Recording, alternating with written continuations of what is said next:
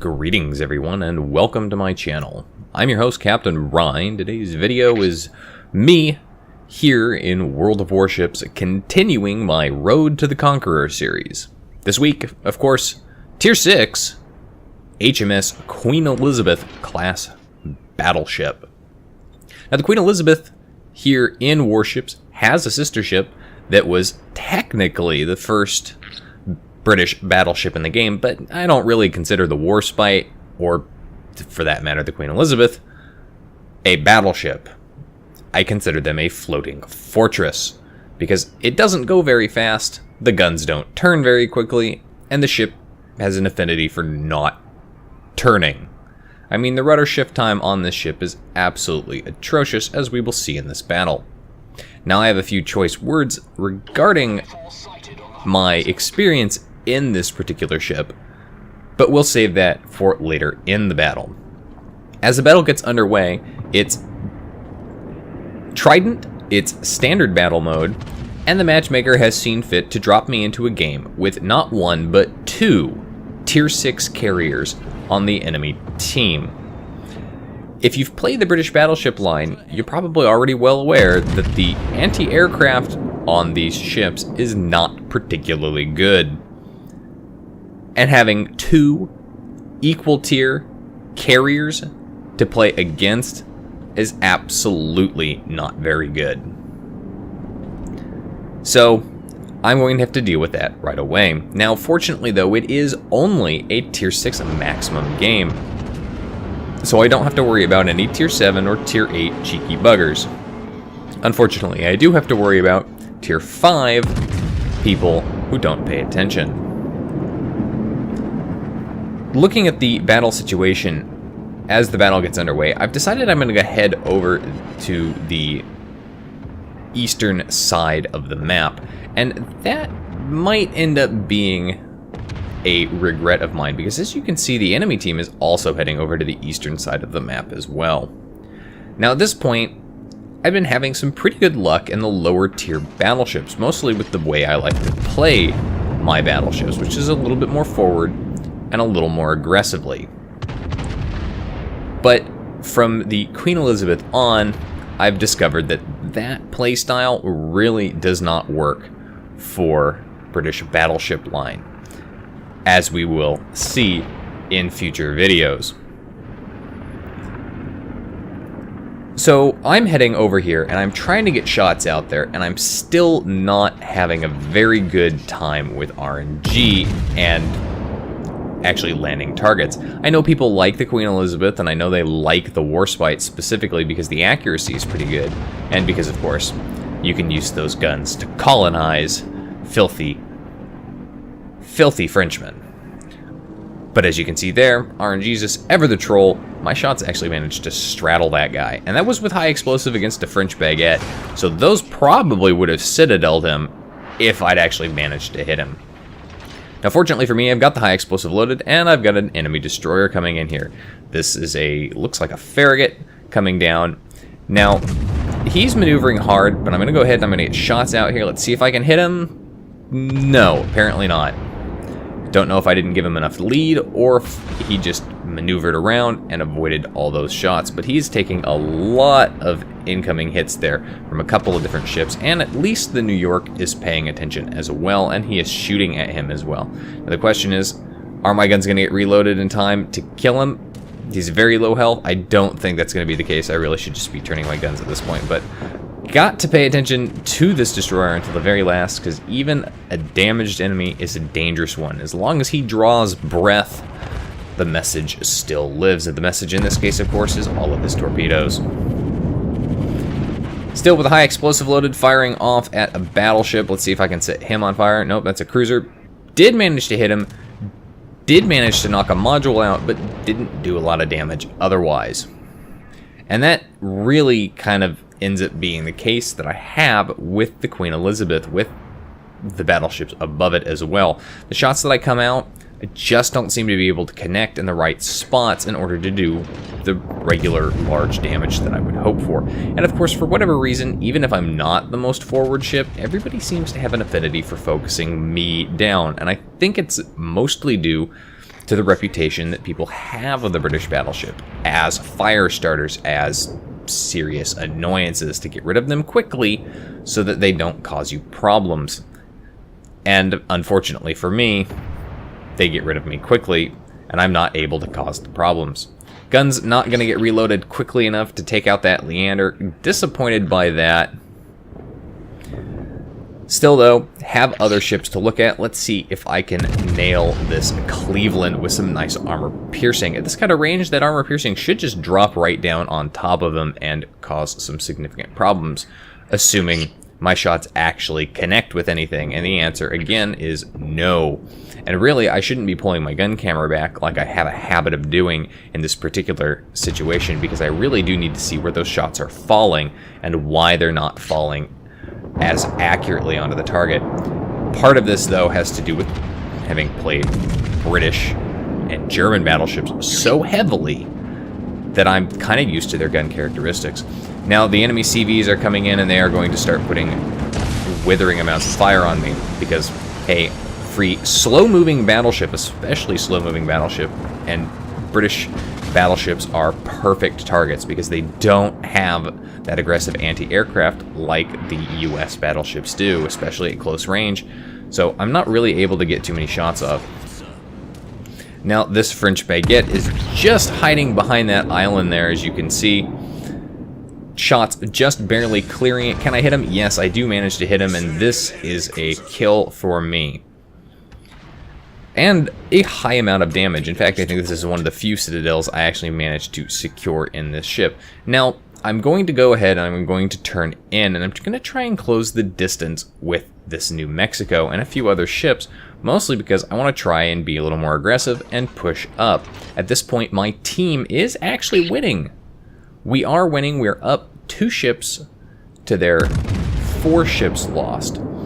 But remember, teams need to see that as well and push with you. It does you no good if you push up and the rest of the team doesn't. And it's about this point that I realize that that might actually be the case, and I'm a little far forward here. But I'm going to continue to press home the attack, and that's when I see the incoming torpedo bombers here. So I slow down initially to try and let my team catch up here. RNGesus, ever the troll, has knocked out one of my forward guns. This happens way too often. And now I'm looking at these torpedo bombers, and I'm seeing them start coming closer and closer. I'm trying to reverse here so that I can kind of bow tank, since I do have slightly better armor than some of the other battleships. But I've realized that these torpedo bombers are coming my direction, and I'm effectively a sitting duck. Unfortunately, this battleship does not get up to speed quickly. Not only does it not get up to speed quickly, it does not turn quickly. The rudder shift on it is terrible. As we can see here, I'm trying to get the speed up. I'm gonna eat a torpedo. I eat a torpedo.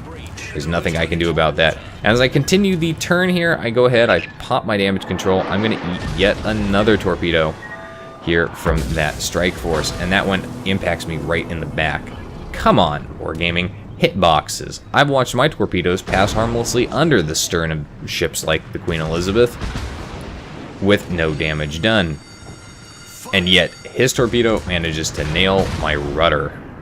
Really, really annoying that. Get set on fire by one of the cruisers over there, and of course now I've got in Arizona, or not in Arizona, a New Mexico closing in.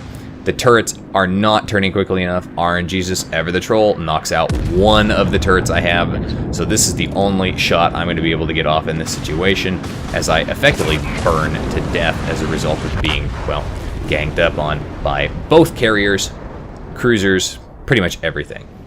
So that's going to go ahead and be the end of me in this battle. And surprisingly enough, believe it or not, that damage total and number of kills is the best game I had in the Queen Elizabeth. After pretty much 4 games in a row of bad teams and bad matchups and, well, bad matchmaking, I pretty much ended up in a battle with a carrier that decided to focus me down because, again, he knew that I had the worst anti-aircraft of any of the battleships. I was pretty much frustrated with this ship. And that's actually what I found for the most part playing the Queen Elizabeth, that it doesn't turn. Even at top speed, it has a very slow top speed, and when it turns, like the Warspite, it loses a lot of speed, which means it doesn't turn quickly.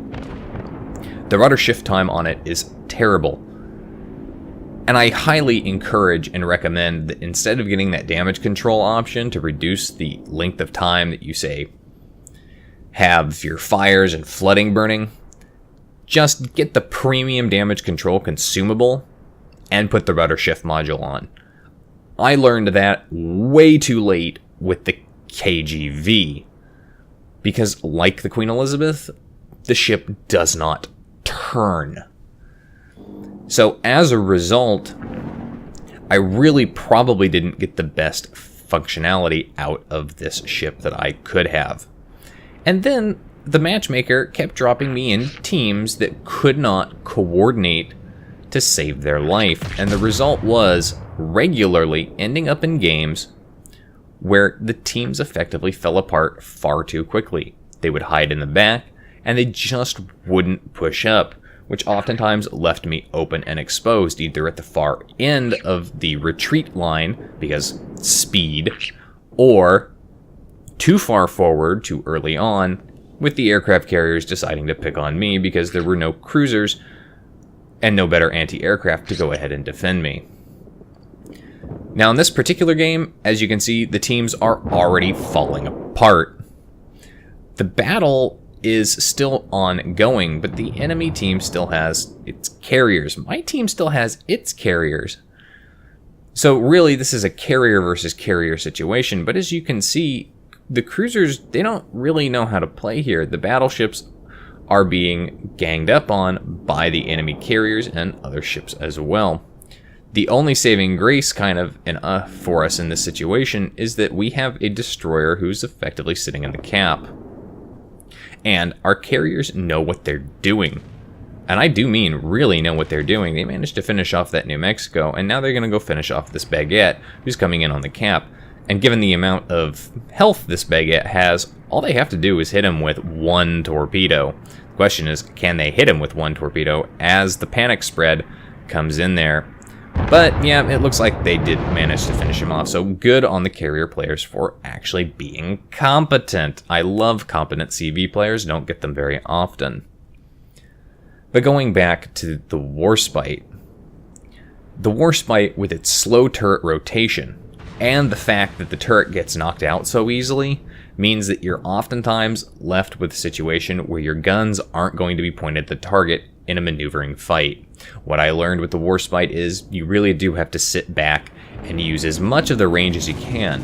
But at tier 6, the range on the ship is not that good. I was expecting something like 18 or 19 kilometers, and really what I ended up getting was 17. And I think the stock before you upgrade the range is like 16. It just isn't there. By comparison, the New Mexico plays significantly better. It has a better rudder shift time, and it seems to be able to actually turn its fat ass quicker than the Warspite. Granted, the Warspite has a tighter turning circle, and so does the Queen Elizabeth, but that doesn't do you any good if you can't turn quickly enough to torpedo beats, which is the whole point of turning. Considering the slow rotation of your turrets, you're not probably going to get into a turning fight with somebody due to the fact that that just means that your guns are going to be taken out of the battle. Speaking of the battle at this point is now in favor of my team, but kind of just barely. This New York sitting in the cap circle needs to focus down that cruiser, and that's exactly what he's doing. He needs to focus him down because the destroyer here can deal with the battleships fairly easily. However, he can't deal with that cruiser as easily. Now, our battleship does eat one of those torpedoes, but as you can see, it's a 2-carrier game, and both carriers have bombers and torpedoes coming in here, so these carriers are basically just coordinating their attacks really, really well. And actually, our team's carriers are also coordinating their attacks really, really well. So this battleship is not going to survive. As you can see, he's on fire anyway. He's going to burn, but the carrier does get the kill on him. So now it's down to our destroyer at the cap location versus 4 enemy ships. Fortunately, the enemy team is now down to just 1 carrier. I don't know when they lost their other carrier. Our team is down to a destroyer and 2 carriers. And now we're just down to our 2 carriers. But hey, you know what? Our destroyer at least took somebody out. So really, that's going to come down to dealing with at least 1 of these cruisers. Now, this Cleveland over here is very low health, and he would make the logical choice for a good cruiser to kill. But he's got the best anti-aircraft, so if you try to attack him, you're going to lose a lot of planes. Fortunately, this Graf Spee doesn't have the best anti-aircraft for the tier. He does, however, have a heal, so if you're going to go after him, you really have to go after him. You have to coordinate, and you have to finish him off. You have to get down on him and take him out. So that's what both of our carrier players are doing. They're coordinating their attacks. They're working very, very hard to try and finish him, and unfortunately, they don't manage to connect with that torpedo. Again, hitboxes, Wargaming. Come on! Either it's gonna hit, or it's not gonna hit. Stop making it hit me and missing other people. So this game has just gotten ridiculously interesting at the end here, after my saltiness of dealing with the Queen Elizabeth class. And mostly it's gotten ridiculously interesting because it's 2 carriers versus 2 cruisers and a carrier. And that enemy carrier, really, he can just follow the aircraft back to the location of our carrier. The Graf Spee here, all he has to do is kind of survive long enough to get into the cap. Of course, tall order when you're low health and dealing with 2 carriers. And that ends up being the death of him. And now with his death, there's nobody who's in a remote position to challenge our base. And since we had a destroyer sitting on their base for so long, we have a points lead. So kudos to the destroyer player for staying hidden for the most part and just sitting on that base rather than trying to chase down the enemy cruiser and carrier. We do still have both of our carriers, and they still are mostly full health, so that's going to be good for them in dealing with the enemy Ryoho or Ryujo that's going to come in and try and effectively torpedo him. And I think the Ryujo is trying to torpedo our independence. Not sure that's the carrier I would have gone for, considering the Independence is a fairly maneuverable ship, and it's also a US carrier, which means he's going to have some pretty good anti-aircraft. Is he going to hit? Come on, torpedo beats. Not quite enough. Eats one there on the stern of the ship, but you can see there, because he was forced to turn away by 1, now he's pretty much lined himself up perfectly to torpedo beats the second set. So he's not going to end up eating a lot of damage there. Speaking of a lot of damage, that Cleveland still very low health, and again, his anti-aircraft's really good, and as long as he's there, he's probably got the defensive fire consumable, so he's going to be able to panic your aircraft. And you can see here, he's playing very smart. He's actually closing in towards the friendly CV so that he can provide his anti-aircraft with the friendly carrier's anti-aircraft in a concerted effort to, at the very least, prevent our 2 CVs from ganging up on him and effectively sledgehammering him with full attacks from both sides. But he's still far enough away that that can happen. Now, if they were smart, they would go for the Cleveland. The enemy carrier is going to maneuver, but you can see here he's maneuvering one way, and they're doing a cross drop on him. So he's going to get 1 from that set, but he's going to eat at least 2 from the other set. But there's not going to be enough time for them to finish him off as the battle winds down, and my team's going to win on points. This was the only win I had in the Queen Elizabeth. End of the battle. Didn't do terribly. 40,000 damage done in that game. Definitely not top of the team at all. My opinion on the Queen Elizabeth was, I'm done with this. I want to try the KGV immediately and free XP'd out of it as soon as I could. Anyway, that's it for today's video, folks. If you like the video, hit that like button, hit the subscribe and follow button, leave a comment down below. If you'd like to get semi-regular channel news and updates, you can do so by liking and following me on Facebook. If you'd like to help support me and my channel, you can do so by supporting me on Patreon. Patreon supporters will receive additional perks and benefits, as well as a big shout out from me at the end of one of my videos. If you've got a replay like this one that you'd like to see featured on my channel, you can send it to my email. And if you'd like to watch me play various games live, you can do so by following me on Twitch. You can find the links for all of those in the video description down below. And as always, I'll see you next time. This is Captain Rye, signing off.